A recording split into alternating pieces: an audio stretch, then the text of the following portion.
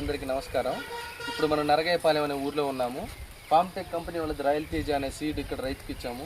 మరిన్ని వివరాలు రైతు మాటలో తెలుసుకుందాం. సార్ మీ పేరు? బాలంజీ అండి. ఏ ఊరు మీది? నరగాయపాలెం. నరగాయపాలెం. ఎన్ని ఎకరాలు వేసారు? 3 ఎకరాలు వేసామండి. 3 ఎకరాలు వేసారు. ఏ కోట్లో తీసుకున్నారు? రాజ్యలక్ష్మి వినుకొండ. మామూలుగా ఎన్ని కోతలు అయినాయి ఇప్పటికి? ఇది రెండో కోత. ఇది రెండో కోత. ఎన్ని క్వింటాల్ దిగుబడి? ఫస్ట్ కోత 50. ఫస్ట్ కోత 50. ఇప్పుడు ఒకటి అడ్డు అయితే 50 అనుకుంటున్నాం. ఇంకా ఇంకొక కోత రెడీగా ఉంది. ఒక కోత రెడీగా. అంటే 3 ఎకరాల మీద మొత్తం ఎన్ని క్వింటాలు వచ్చినట్టు? ఒక 110 ఆ మధ్యలో వేసుకోవాలి. 110.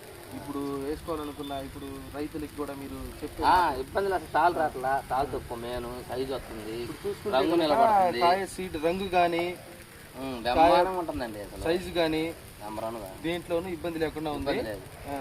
అంటే ఇప్పుడు కొత్తగా వేసుకున్న రైతులకి వేసుకోవచ్చు. దాని గురించి ఇబ్బంది లేదు. లేట్ అయినా మా నెల అయినా కానీ తాళ్ళు రాలే.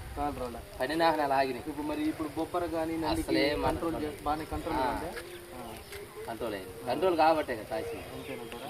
అంటే ఇప్పుడు 3 ఎకరాల మీద మీకు మొత్తం ఒక 110 క్వింటాల్. 110 ఎస్టిమేషన్.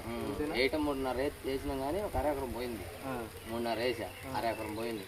3 ఎకరాలు 110 అయితే ఇబ్బంది లేదు. ఇబ్బంది వేసుకోవచ్చు కదా? వేసుకోవచ్చు. నెంబర్ 1.